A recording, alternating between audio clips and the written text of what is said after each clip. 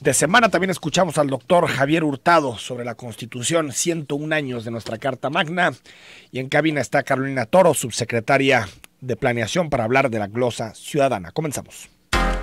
A partir de este momento, estamos cara a cara con la política y sus protagonistas. Cara a cara con los temas sociales y económicos. Cara a cara con la agenda de Jalisco. En esta mesa caben todas las ideas. Promomedios Radio presenta Cara a cara con el periodista Enrique Tusain.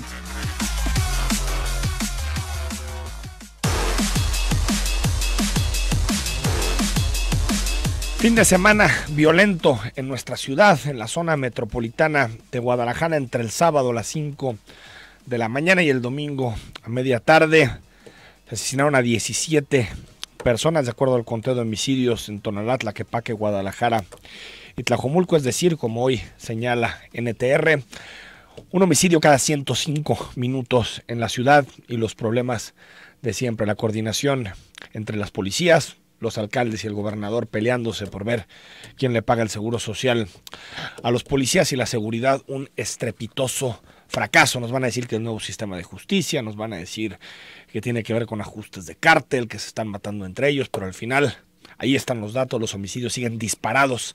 En Jalisco ya terminamos 2017 con más de 1,350 carpetas de investigación y 1,500 homicidios, año récord en nuestra entidad en materia de homicidios. Corral y la Segov llegan por fin a un acuerdo, se depositarán los 900 millones de pesos y quedan varias dudas después de este caso. Primero, pues no, que era mentira lo que reivindicaba Corral, que eran recursos que ya no se podían entregar, y por la parte de Corral no eran los 900 millones de pesos nada más un asunto que se debía resolver, pero que en realidad el fondo del tema era cómo la Secretaría de Hacienda obstaculizaba el federalismo, todos estos temas que nos planteaban sobre la mesa, pero que sin embargo ayer dieron por terminada la caravana de la dignidad en la Ciudad de México, cuando la Secretaría de Gobernación se dispone ahora sí a depositar los 900 millones de pesos. Y también el fin de semana generó mucha polémica un reportaje que publicó en su edición dominical la revista Proceso, en donde habla de una fundación de Ricardo Anaya que supuestamente pudo haber sido utilizada para hacer negocios. Ricardo Anaya dice que no es cierto, que en realidad la propiedad se adquirió, pero que cuando se vende él ya no estaba en esta fundación.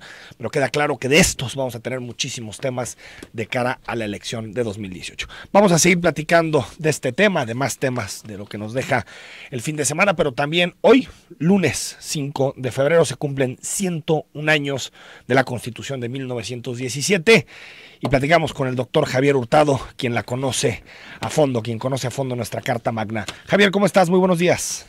Hola Enrique, ¿qué tal? Muy buenos días, me da gusto saludarte a ti y a todo tu auditorio. Oye, creo que esta pregunta nos hacemos cada año, pero no sé, ¿tú crees que la Constitución sigue siendo vigente? Bueno, yo pienso que no tiene esto tanto que ver con el número de años sí, que haya cumplido, sino más bien lo que ocurre con nuestra Constitución es que es nominal o semántica, es decir, no es normativa, no es un texto a partir del cual se realicen y se estructuren las relaciones entre poderes y las relaciones entre los ciudadanos y los gobernantes, sino que es una carta de buenas intenciones en muchos de sus contenidos, pero con una baja observación por parte de la población. Entonces ese problema pues tiene mucho que ver también pues con una tradición cultural muy propia de nosotros en México, que quizá data desde la época de la colonia, pero que pues lamentablemente está teniendo esos efectos en la actualidad, ¿no? Javier Hurtado, el hecho de que haya sido reformada en 600 ocasiones, ¿crees que ha modificado el espíritu con la que fue promulgada en su momento? ¿Te parece que han sido adaptaciones necesarias para entender los nuevos fenómenos políticos y sociales? Bueno, yo pienso que definitivamente esta Constitución pues no es la misma que se aprobó por el constituyente de 1917, hace hoy 101 años, ni por contenido como tampoco por extensión. Por ejemplo, te daría un dato. Esta Constitución actualmente de nosotros tiene cerca de 120,000 palabras. y la que se aprobó por el constituyente de 1917 llegaba alrededor de 62,000 palabras. Se ha duplicado. Entonces, en términos de extensión, ya estamos viendo tan solo que está duplicada prácticamente. Sí.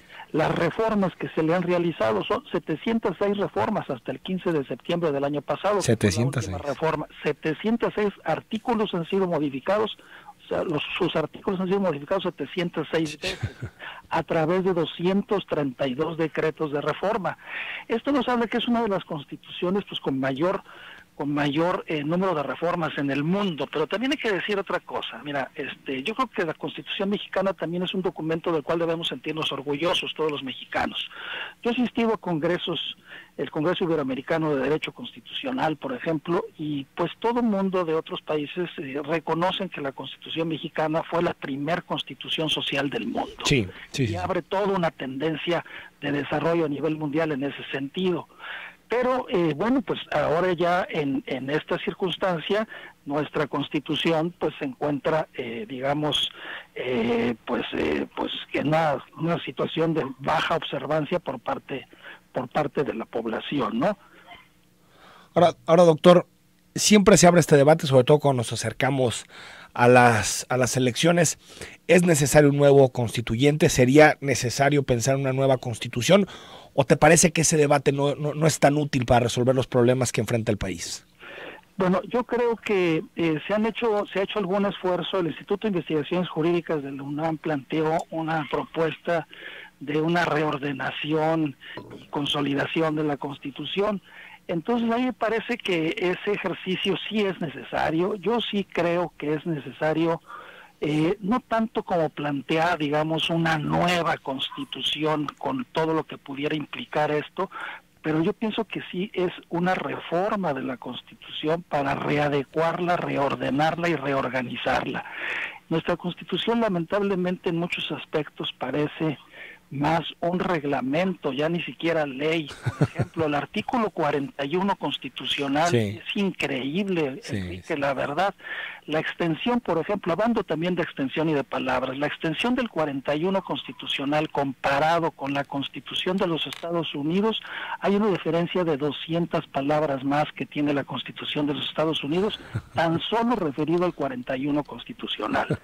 Es increíble, en el 41 constitucional una falta de respeto por parte del órgano reformador de la Constitución, que incluyó ahí incluso hasta los minutos y los horarios de transmisión de los spots a los que tienen derecho los partidos políticos. Por ejemplo, ahorita en esas campañas. Eso no me gusta a mí para que vaya ni siquiera en un reglamento, ¿sí? Debería ser un ordenamiento interno por ahí de una dependencia administrativa. Pero ¿cómo es posible que en una Constitución esté eso? Entonces a mí me parece que ese es un problema muy importante. Asimismo, Enrique, en esta parte de la reflexión de lo que estamos haciendo, del gran número de reformas que lleva nuestra Constitución, yo creo que lo que debemos de considerar es la demasiada facilidad con la que se pueden hacer reformas a la Constitución en México. El que se hayan reformado 706 artículos a través de 232 decretos, nos habla de que lamentablemente uno de los puntos más cuestionables a mi modo de ver de la Constitución en vigor es el texto del 135 constitucional, que es el cual, a través del cual se realizan las reformas a la Constitución. Y lo digo de manera sintética. En el 135 constitucional no se distingue el proceso de iniciativa de reforma a la Constitución de la aprobación de la reforma a la Constitución. Entonces, en el caso nuestro en México, esto nos remite al 71 constitucional y se asume que una iniciativa de reforma a la Constitución es como que si fuera una iniciativa de ley, lo cual me parece a mí un gravísimo error. Te pongo el dato, por ejemplo, en los Estados Unidos eso está muy claro en su Constitución, en su artículo 5, donde distinguen el proceso de iniciativa de reforma a la Constitución y del proceso de aprobación. En el caso nuestro, en México, basta con que un diputado o un senador haga una presente una iniciativa de reforma a la Constitución para que ésta sea turnada a comisiones y eventualmente pueda ser dictaminada. Por supuesto, también el presidente de la República tiene facultad de iniciativa de ley, así como también las legislaturas de los estados, sí, también tienen facultad para proponer reformas a la Constitución. Es decir, basta una persona o un congreso local o el presidente de la República para iniciar una reforma a la Constitución. En los Estados Unidos, Enrique, se requieren las 2/3 partes de los diputados y los senadores, sí, o las 2/3 partes de todas las legislaturas de los 50 estados, o sea, no una legislatura, ni un diputado, ni un senador.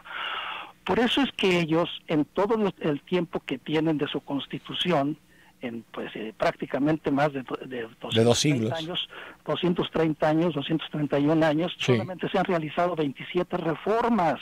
Y nosotros en 101 años, 706 reformas. Ahora, doctor, una nueva constitución o una reorganización de la constitución no nos asegura que sea más, más breve, mucho más puntual, que tenga solamente los principios que debe tener una constitución, porque acuérdate lo que sucedió en la Ciudad de México hace algunos meses. Se inició un proceso constituyente y acabaron en la Ciudad de México una constitución pues llena de derechos que son incumplibles, extensísima. Es decir, me parece que también hay un asunto ahí de cultura del legislador mexicano de querer poner en las constituciones todo lo que puede poner, ¿no? Así es, yo pienso que definitivamente deberíamos nosotros de volver a la tradición de la Constitución de 1824. Sí. A mí sinceramente me gusta más la Constitución de 1824 que la de 1857. La diferencia con la Constitución del 57 y del 17 es que le metieron los derechos, la Declaración de Derechos en los primeros 29 artículos. Sí. Y la Constitución de 1824 iba al grano, como está actualmente la Constitución de los Estados Unidos. Es decir, directo, cómo se organiza el poder, cómo se distribuye el poder, cómo funcionan los poderes y cuál es el mecanismo de control del poder y cuáles son las relaciones entre la autoridad y los gobernados. Es lo que debe de ser una constitución. Una constitución debe de ser breve, debe de contener esencialmente principios muy generales para evitar que sea reformada constantemente. Sobre este tema de la extensión de la constitución y que debe de ser una constitución, el destacadísimo jalisciense Mariano Otero, que se acaba de cumplir su aniversario, el 200 aniversario de su natalicio, insistía mucho en que una constitución debe de ser breve, para evitar que sea muy reformada. Entonces, mucho tiene que ver el hecho de la extensión de una constitución. Si tú le metes de todo ahí, pues es una constitución que va a tener que ser constantemente reformada. En cambio, si contiene nada más principios y enunciados muy generales, básicos, pues difícilmente va a ser cambiada. Y, por ejemplo, ahí está la Constitución de los Estados Unidos de Norteamérica, ¿no?, que tiene 230 años de existencia y solamente 27 enmiendas. Y funciona mejor que la nuestra, doctor. Gracias. Pues claro que sí, así es. Como siempre, gracias. Al contrario, muchas gracias. Me da gusto saludarlos. Gracias. Ahí está el doctor Javier Hurtado, presidente del Colegio de Jalisco, hablando sobre la Constitución, que hoy cumple 101 años de vigencia. Vamos a ir al corte. Al regreso platicamos con Carolina Toro. Escríbenos al 33 18 80 76 41 si quieres opinar sobre la glosa ciudadana, la pregunta ciudadana, o también sobre alguno de los temas del fin de semana, el acuerdo entre Corral y la Secretaría de Gobernación, también sobre el reportaje que publica ayer Proceso de la fundación de Ricardo Anaya, con la que estuvo involucrado Ricardo Anaya hasta 2014, o de la situación de inseguridad, un fin de semana muy sangriento en Jalisco. Regresamos.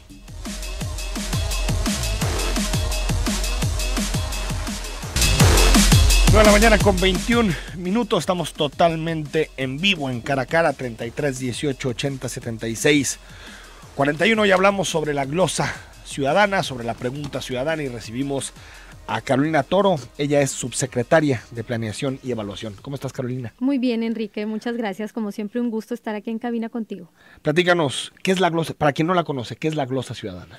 La glosa ciudadana es un ejercicio de rendición de cuentas que a partir del 2014 el gobernador decidió encontrarse con diferentes sectores académicos, representantes de organizaciones civiles, líderes de opinión, para tener un diálogo muy abierto, muy franco, muy crítico también, pero en el marco siempre del respeto, sobre los resultados de su gestión.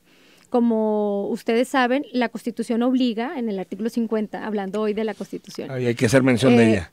Que el Ejecutivo presente un informe cada año sobre los resultados de su gobierno al Congreso del Estado y luego se realice una glosa legislativa. Es decir, que los representantes populares en el Congreso hagan una revisión minuciosa y exijan explicaciones y justificaciones de este documento de informe. Entonces, en ese marco, el gobernador dijo, a ver, vámonos ampliando, saquemos la glosa y complementémosla, no solamente hagamos la glosa en legislativo, sino que la hagamos en un espacio donde interlocutemos con la sociedad civil y la sociedad en su conjunto. Eso es la glosa ciudadana, ya va a ser el 5º ejercicio. Se invitan a expertos que intervienen en 5 bloques diferentes.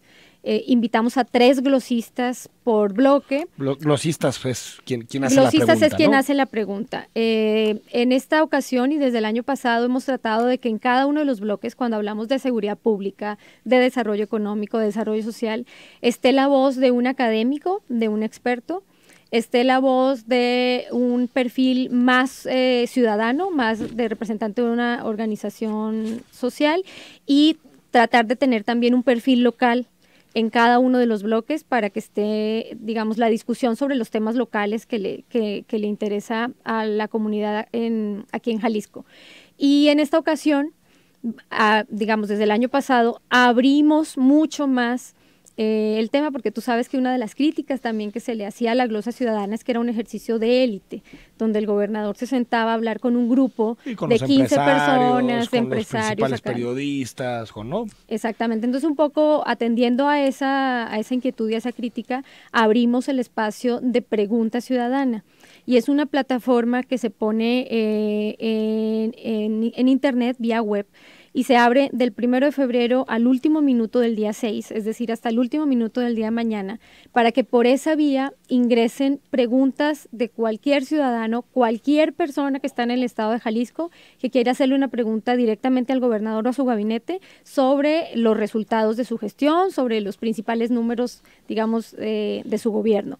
El Observatorio Jalisco Cómo Vamos ha trabajado con nosotros de manera muy colaborativa y ellos serán quienes realicen la veeduría de todas estas preguntas que ingresan por la vía de la plataforma, seleccionen las preguntas más relevantes y las puedan hacer al gobernador durante el ejercicio de glosa ciudadana. Entonces, lo que vamos a tener el día Jalisco miércoles... ¿Cómo Vamos decide si la pregunta pasa o no? Todas las preguntas pasan, ellos lo que hacen es un filtro. Insultos y eso, ¿no? Exactamente, okay. Eso es lo que hace Jalisco Cómo Vamos. Hace un filtrado para descartar las preguntas que pueden ser de broma, las preguntas que no. Pero si hay sustancia en la pregunta, si hay una pregunta directa, pasa. Pasa y... No necesariamente se va a leer en la glosa. No necesariamente. El año pasado, por ejemplo, entraron 135 preguntas válidas y de esas, Jalisco Cómo Vamos le hizo directamente al gobernador 3 preguntas que Augusto Chacón, director del observatorio, seleccionó. Recuerdo que en la ocasión anterior seleccionó la pregunta de desaparecidos. Sí, recuerdo, sí. De funcionarios sancionados por tortura y el tema del rezago en la zona norte. Como tú ves, la legitimidad que tiene el observatorio nos da la garantía de que van a seleccionar las preguntas de mayor interés. No son preguntas a modo. Estas 3 preguntas que hicieron el año pasado son preguntas bastante, digamos, complejas y pueden resultar incómodas, pero esa es la idea de que el observatorio nos acompañe, que seleccione las preguntas de mayor interés, las haga directamente el miércoles en la glosa ciudadana. ¿Van a ser 3 también en esta ocasión? En esta ocasión van a ser más. Va a ser media hora en la que Augusto Chacón podrá realizarle al gobernador las preguntas que ingresen por la vía de la plataforma. Entonces, lo que hicimos fue desde el año pasado ampliar estos canales de comunicación y de diálogo, porque lo que queremos también saber es cómo percibe la gente, no solamente los académicos y los empresarios, sino cómo percibe la gente este 5º año de resultados del gobernador. Hasta el momento, Carolina, ¿cuántas preguntas han llegado a la plataforma? Mira, esta mañana cuando venía en camino hice esa pregunta y han ingresado 35 preguntas. Por eso agradezco también el espacio que nos das, Enrique. 35 preguntas, ¿en qué página web se pueden subir? preguntasiudadana.jalisco.gov.mx. 35 preguntas hasta el momento y hay posibilidad todavía hasta mañana, al último minuto de mañana martes. Al último minuto. Y yo creo que es importante hacer las preguntas porque pues son espacios que no existían antes, Carolina. Es decir, antes había la glosa con el Congreso, que a veces nosotros calificábamos de simulación, que se pactaban las preguntas, que se acordaban, bueno, tal secretario te voy a hacer esta pregunta. Después, cuando empezó la glosa en un primer momento, parecía un ejercicio muy aristocrático en nuestra sociedad, pero esto es una forma en la que un ciudadano, si tiene alguna duda sobre un tema de Jalisco, puede subirla, y si tiene sustancia, si está bien redactada y todo, lo más seguro es que sea elegida por parte de Jalisco como vamos, ¿no? Sí, mira, en la plataforma pueden incluso consultar las preguntas que ingresaron el año pasado, las 135 preguntas que ingresaron y las respuestas que se dieron. Nosotros estamos convencidos, y ha sido una instrucción del gobernador, que nosotros tenemos la obligación de informar, y el ciudadano tiene el derecho a ser informado. Entonces, hagamos ejercicio de esa ciudadanía. Yo estoy convencida, y siempre te lo he dicho en los espacios que hemos dialogado, que tenemos una participación social muy activa. Tenemos representantes de los diferentes sectores que tienen mucha influencia en la agenda pública, están marcando la agenda pública, pero también tenemos que fortalecer esa participación ciudadana del individuo común, del ciudadano, el transeúnte cotidiano, porque si no se vuelve un debate igual entre élites. Círculo rojo, ¿no? Entre élites. Exacto. Ahora, hablando de la glosa ciudadana en específico, Carolina Toro, ¿qué seguimiento se han dado a los resultados de la glosa de los últimos años de la glosa ciudadana, las preguntas que quedan, los compromisos?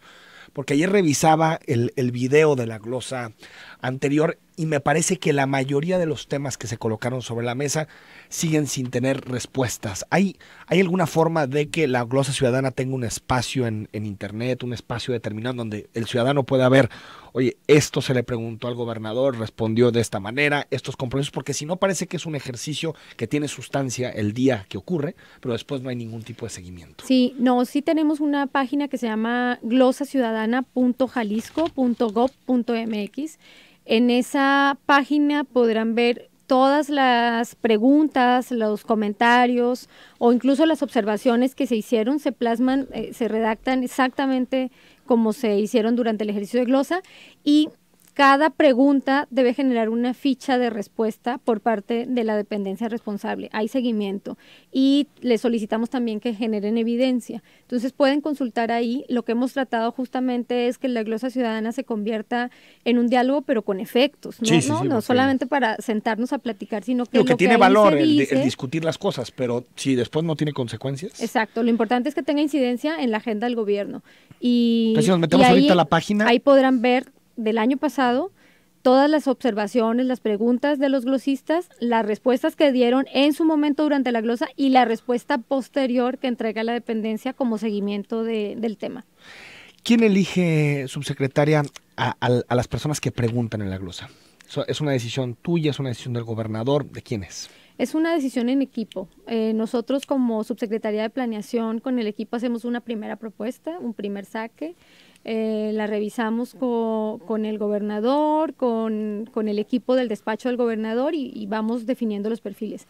Es una propuesta que la sacamos en octubre y de octubre a febrero pues tiene muchos cambios por las agendas de los mismos invitados, ¿no? Por ejemplo, el bloque de medio ambiente tuvo bastantes cambios. Nosotros habíamos invitado a Julia Carabias, pero por problemas personales no nos pudo acompañar, a José Sarucán, a Mario Molina, y bueno, ahora nos queda una glosa en medio ambiente, también con muy buenos perfiles, pero esto es un ajuste y un diálogo entre las posibilidades de la agenda de los personajes que invitamos. ¿No te ha tocado, por ejemplo, que el gobernador te vete a uno? No. Esta persona que me propones es muy crítico, entonces mejor no. No, el gobernador es súper amplio, súper abierto en esos temas. Es decir, no ha pasado. No ha pasado hasta ahora. Ese caso. ¿Y no crees que de pronto pueda haber, Carolina Toro, cierta discrecionalidad a la hora de tomar estas decisiones? Es decir, que sea el propio gobierno quien determina quién debe preguntar y quién no, de los que asistan a la glosa. Sí, es una facultad que está entre nosotros como organizadores, pero si tú ves los perfiles de la gente que ha estado, no son perfiles a modo ni personas afines al gobierno. Y he estado casi en todas las glosas y me parece que ha habido gente de muchísima calidad. Pero ¿no crees que ahorita, porque tal vez tú tienes el compromiso de que así sea, pero mañana tal vez llega alguien que no tenga el compromiso y puede hacer de la glosa ciudadana un ejercicio más de besamanos que de rendición de cuentas? Mira, te voy a contar algo. La glosa ciudadana es un ejercicio de voluntad de gobierno porque no está en ninguna legislación. Nosotros ahora, cuando presentamos la propuesta de reforma a la ley de planeación, lo incluimos como una obligación de que se presente no solamente una glosa legislativa, sino un informe ante la sociedad civil y los ciudadanos. Entonces, si pasa en el Congreso esta propuesta de reforma a la ley de planeación, va a quedar como obligación que los siguientes gobiernos lo sigan haciendo. Pero tú sabes que todo esto es cuestión del carácter democrático de cada gobernante, ¿no? De la capacidad de diálogo que tenga, de la apertura y del pluralismo que pueda soportar. Entonces, aunque esté en la ley, tampoco nos garantiza que el mismo formato vaya a permanecer la siguiente administración. Yo creo que está mucho en el papel de los líderes de opinión, mucho en las organizaciones sociales que vayan generando la institucionalidad de este tipo de ejercicios. ¿Te parece que ha permeado más allá de los principales líderes de opinión, quien toma decisiones, empresarios? ¿Te parece que ha permeado al ciudadano común y corriente? Yo creo que necesita permear más. Bueno, la prueba está en la pregunta ciudadana. Nosotros el año pasado, cuando abrimos esto, pensamos que nos iban a llegar 1,500 preguntas y nos llegaron 135. Quisiéramos que el ciudadano común, el que te escucha ahorita en la radio, no solamente escuche y opine, sino que dé el siguiente paso. Que a veces se meten a la página, tuvimos 11,000 visitas y de esas 11,000 visitas solamente se concretaron 135 preguntas.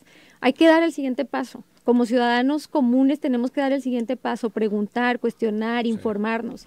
A esos canales de comunicaciones que tenemos que llegar. Aparte yo lo veo aquí todos los días, todos los ciudadanos tienen un reportero por dentro. Claro. ¿No? También les gusta hacer preguntas. Vamos al corte, 9 de la mañana con 34 minutos. Escríbeme al 33 18 80 76 41.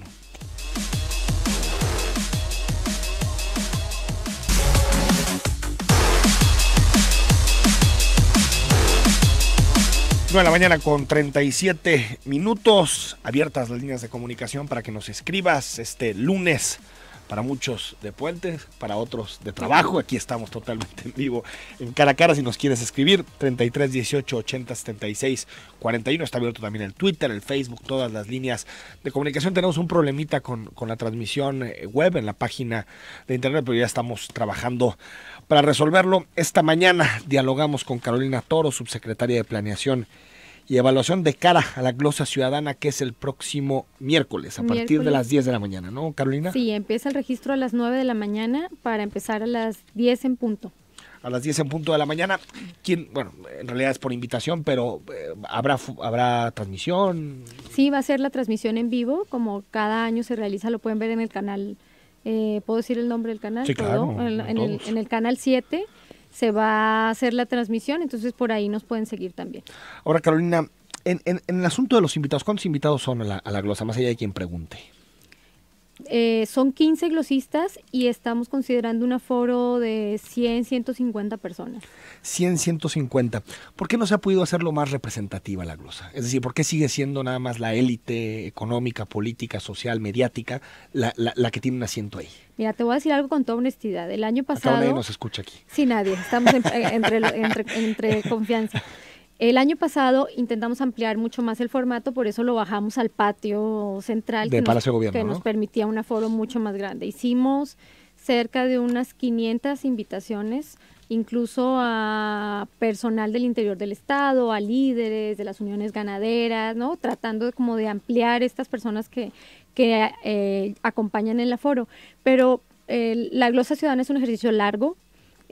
Implica toda la mañana. 5 horas, ¿no? De hablar de temas hasta cierto grado muy técnicos, entonces no creas que la glosa ciudadana es la más taquillera para que alguien aparte toda su mañana para ir al evento. Sin embargo, el seguimiento por C7 es amplio, tiene buen rating según lo que me han comentado, entonces por esa vía esperamos también que lo consulten, que lo sigan y que se interesen en el tema. Es que a veces siento que este debate macro de la glosa invisibiliza otros problemas de los ciudadanos más comunes, es decir, pues desde asuntos relacionados con los campesinos, temas que tienen que ver con líderes vecinales, asuntos que también tienen que ver mucho no solo con los gobiernos municipales, sino también con el gobierno del estado, pero que de pronto no aparecen. ¿No te parece que de pronto ese es un asunto que no ha logrado resolver la glosa? El hecho de que los temas micro de los ciudadanos del día a día de pronto parecen borrados en la glosa, se vuelve un debate muy burocrático, muy técnico. Mira, ahora con el tema de la pregunta ciudadana pueden ingresar cualquier cantidad de temas y la diversidad como los que te comenté que salieron en la pregunta ciudadana del año pasado. Eso abre una ventana a que ingresen otros temas que, como tú dices, no pasaban al espacio de la discusión técnica y académica. Yo creo que lo que hacen estos diversos ejercicios es complementarse. La glosa legislativa tiene temas muy coyunturales, hasta cierto grado muy políticos y de un tinte muy especial.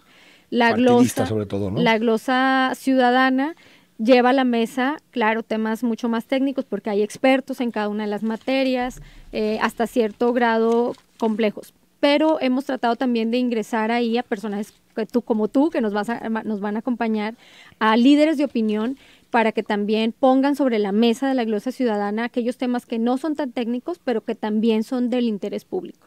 Y ahora con el tema de la pregunta ciudadana es la ventana a través de la cual pueden ingresar tanto temas de agua como temas de preocupación por el transporte público, preocupación sobre el tema de la rehabilitación de parques, como ha ingresado, o sea, una gran diversidad. Esa es la apuesta, que por las 3 vías de interlocución que hay en el marco del 5º informe de gobierno para dialogar sobre los asuntos que le interesan a la gente, por cualquier vía puedan entrar los temas que la gente considera que son importantes. ¿Por qué tantas voces de la Ciudad de México?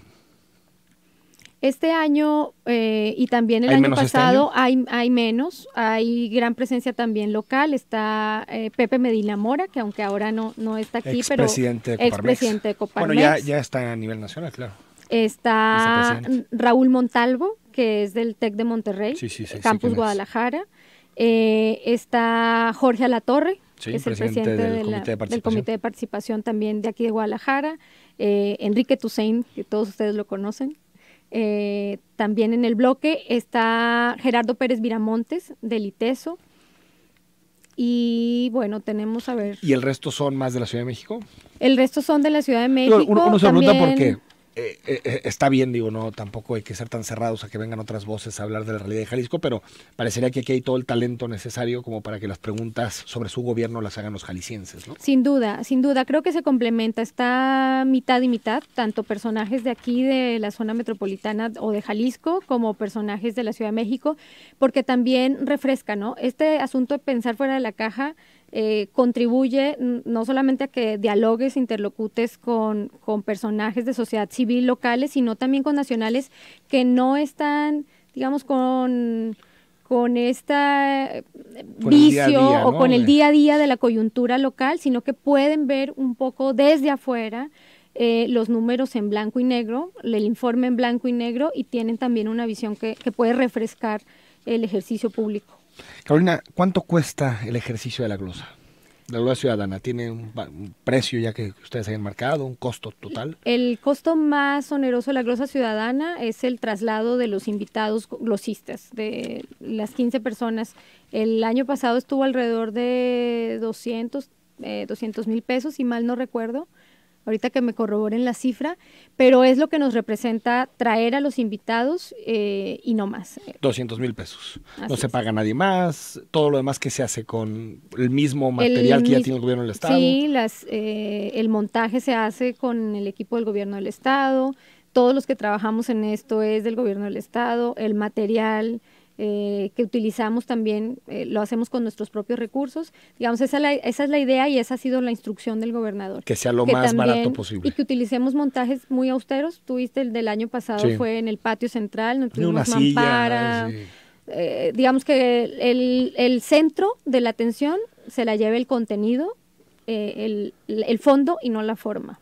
Desde tu punto de vista, ¿tendría la glosa ciudadana que sustituir a la glosa legislativa de cara al futuro? No, de ninguna manera, de ninguna manera. Cada glosa tiene su objetivo y era lo que te platicaba antes. La glosa legislativa es necesaria porque es el ejercicio justamente de los contrapesos al Ejecutivo. El Poder Legislativo tiene que hacer la función y la obligación de exigir la rendición de cuentas al Ejecutivo. Es un contrapeso necesario. Sea como sea que se dé, ahorita el gobernador fundamental. El gobernador no va al Congreso. No, pero va todo su gabinete en representación de él y es justamente la comparecencia que hacen los secretarios en cada uno de los temas, creo que es necesaria y debe continuar. Y este ejercicio de glosa ciudadana o de pregunta ciudadana también es necesario que continúe porque abre mucho más la pluralidad y la discusión sobre los asuntos públicos. Si se crean otros, 2, 3, 4 más, entre más espacios haya de interlocución, de diálogo, de discusión, de debate, para llegar a consensos, mucho mejor. Vamos a ir al corte, 9 de la mañana con 45 minutos. Están todas las vías de comunicación abiertas. Escríbenos, volvemos.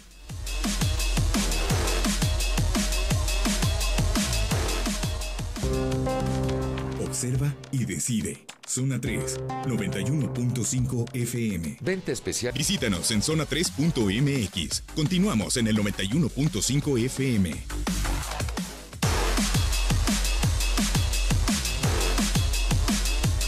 9 de la mañana con 50 minutos. Se nos está yendo este programa. Estamos el lunes 5 de febrero. En entrevista está con nosotros Carolina Toro, subsecretaria de Planeación y Evaluación. Subsecretaria, ¿es temporada electoral?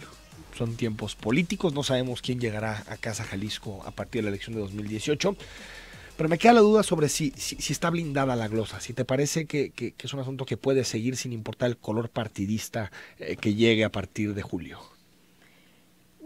Yo creo que sí, yo creo que los espacios de diálogo que se han abierto con motivo de los informes de gobierno, que antes eran ejercicios súper acartonados, solamente discursivos, se han instalado en un sector de la sociedad que era lo que yo te comentaba anteriormente. Creo que son los que deben exigir al siguiente gobernante que permanezca. Los formatos pueden cambiar, ¿no?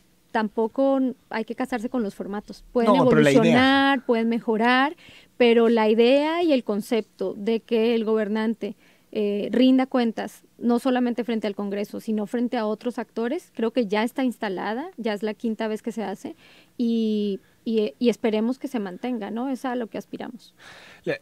Desde que te toca organizarla, Carolina, ha habido algunas modificaciones. El tema de la pregunta ciudadana, que ya lo hemos platicado, también veo un poquito más de paridad entre los invitados de la Ciudad de México y los de Jalisco, que me parece una buena noticia. El número de participantes, la revisaba también ayer, no pude estar el año pasado, pero un poco más dinámica la glosa entre pregunta y respuesta.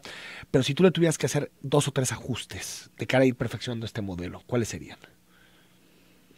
Mira, si tuviéramos la oportunidad de hacer una siguiente glosa ciudadana, que creo que no va a haber, ¿no? Es probable que no. Porque se acaba el sexenio el 5 de diciembre. Salimos el 5 de diciembre, se presentará, estamos a la expectativa de si se presenta un informe final, pero se presentará al Congreso, pero ya habiendo gobernador electo, bueno, todo más el difícil. Tema se concentra en la entrega-recepción. Si tuviera la oportunidad de hacer una siguiente glosa, abriríamos un espacio exclusivamente para activistas sociales y para organizaciones sociales, que creo que es el espacio donde tenemos un área de oportunidad y podríamos seguir ampliándolo mucho más, ¿no? Es decir, todos estos activistas que en Jalisco tienen causas muy bien establecidas, que están muy bien organizados, se podría abrir también un espacio para interlocutar y dialogar con ellos. Ahí mismo en la glosa. Ahí mismo en la glosa, ¿no? Es decir, que lo complementemos en la parte activistas. Que lo complementemos en la parte técnica, sí, en la parte ciudadana a través de la pregunta y un espacio más de activistas y organizaciones sociales locales. Y en el caso de la difusión, para que el ciudadano común y corriente se pueda enterar de ese tema, porque yo sé que es un asunto difícil porque no quieren tampoco gastar mucho dinero, entonces la publicidad y la difusión implica gasto de recursos, pero sí, tal vez no sé, formas creativas para que un ciudadano común y corriente entienda que ese es un tema que le apela, que puede participar. Sí, nosotros le hemos apostado mucho a la difusión por medios digitales, a la red, pero sin duda que nos falta fortalecer el tema de la comunicación y que la sociedad lo haga suyo, es decir, que los invitados y este círculo rojo que normalmente es el que más sigue estos ejercicios de glosa, también se conviertan en puentes de comunicación, en canales de comunicación para difundir estos ejercicios, porque el esfuerzo que hace el gobierno pues siempre se ve limitado, ¿no? Si se sumaran muchas más instituciones y organizaciones a la difusión de estos mecanismos haciendo lo suyo, llegaríamos sin duda a más gente. Osvaldo Gutiérrez, Te dice Carolina, el informe debería rendirse antes de aprobar el presupuesto. Así se pueden dirigir los recursos a los programas que están funcionando. El legislador debería tener los resultados del ejercicio de gobierno antes de asignar recursos. ¿Qué te parece esto? Fíjate que la iniciativa que se envió al Congreso cambia las fechas de presentación del informe para que se sigan presentando en lo sucesivo en el mes de noviembre. Entonces, debo decirte que el comentario del oyente va muy en el sentido de la modificación. Es decir, en noviembre se presentaría el informe. Se seguirían presentando los informes de gobierno, porque ya ves que ahorita cambia, en lugar de entrar el nuevo gobierno en marzo, como se hacía antes, va a entrar el 5 de diciembre. Entonces los informes van a tener que seguirse presentando, si mal no recuerdo, según la iniciativa, el 6 de noviembre. Sí, que tiene más sentido, ¿no? Sí. Para que el informe se tome en cuenta como una información importante para definir a dónde se invierten los recursos. Y también te pregunta, sería bueno saber si a raíz de alguna observación en la glosa se han modificado programas de gobierno. Ojalá y nos pueda citar un ejemplo la invitada.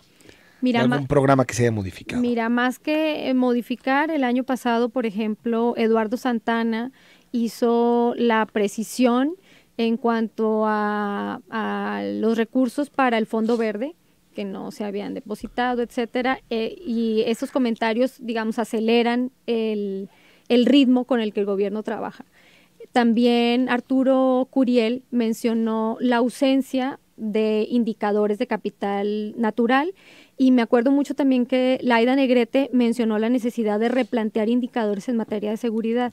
Estos últimos dos comentarios nos llevaron a unas mesas de trabajo tanto con el área de medio ambiente como con el área de la fiscalía, ¿seguridad?, para revisar los nuevos indicadores, y llegamos a un acuerdo muy importante, y es que antes del término de la administración vamos a generar una especie de MIDE. Ya saben que MIDE es el sistema de monitoreo de indicadores del gobierno del estado, MIDES especializados en seguridad y MIDES especializados en medio ambiente, para que pueda la siguiente administración retomar el tema de indicadores con mucha mayor calidad y mucha mayor pertinencia. Recuerdo también en la primera glosa una intervención muy crítica de Guadalupe Morfín en su momento, donde hablaba de la tortura. Y me parece que de 2014 a 2015 hubo un cambio fundamental en la forma en que se iba entendiendo la tortura. Al principio, me parece, incluso hasta esa glosa, era muy negada la tortura por parte del fiscal en ese momento, Luis Carlos Nájera, y me parece que, si bien faltan muchos más resultados en la materia, se adoptó la idea de que era importante privilegiar el tema de combatir la tortura dentro de las corporaciones. Es un asunto que salió en la glosa, por cierto. Y tanto así que cuando volvió a salir el año pasado en la glosa a través de una pregunta ciudadana y se solicitó el número exacto de los funcionarios del gobierno que habían sido sancionados por el delito de tortura, se expresó por parte de la Fiscalía con total claridad el número. Si mal no recuerdo, eran 15 funcionarios de la Fiscalía que han tenido procesos por tortura. Y hay una sentencia, hay que decirlo. Marta González, por favor, no se puede ser juez y parte. Desde el momento en que el gobernador elige quién pregunta y quién no, por muy barato que salga, es dinero tirado a la basura y una burla al pueblo, dice Marta González, con relación a que el gobernador elija quién pregunta. Bueno, Marta, tenemos un espacio de decisión para elegir a quién pregunta, pero yo te invitaría a que sigas el ejercicio por la transmisión televisiva, y te vas a dar cuenta que las preguntas y los invitados son gente de mucho prestigio, de mucha calidad moral, que nunca se prestarían a hacer un ejercicio a modo de un gobierno. Yo pregunto y no me han tirado ninguna línea hasta el momento. Oye, Carolina, en relación a ese tema, es que de pronto se vuelve difícil, porque es cierto que el gobernador pueda decir que alguien pregunte o no, genera sospechas o genera dudas, pero pues después, ¿en qué pensaríamos? ¿En hacer un observatorio para definir quién pregunta? Me parece que, como dices, es ver el día a día, es ver la glosa, y creo que hasta el momento, lo que me ha tocado a mí vivir, no ha habido unas preguntas mejores que otras. Por supuesto, ahí están todos los ejercicios, pero no me parece que hayan sido preguntas a modo, ni gente que arriesgue su prestigio a jugar ahí ¿no? Haciéndole al gobernador. Sí, sobre todo buscamos perfiles que tengan mucha legitimidad, mucha credibilidad, y que son gente de reconocido prestigio, ¿no? Que nunca se prestarían a un juego. Un juego de estos. A mí me llegó invitación a la glosa, no soy político, soy servidor público, sin afiliación partidista o política. Se habrán equivocado. Entiendo que me invitaron como ciudadano, pero por lo que escucho ya no sé. Gracias. Bueno, pues si te llegó. No, si te llegó es porque reconocemos en ti alguna representatividad social, entonces ahí te esperamos. Nos dice también teacher a través del WhatsApp.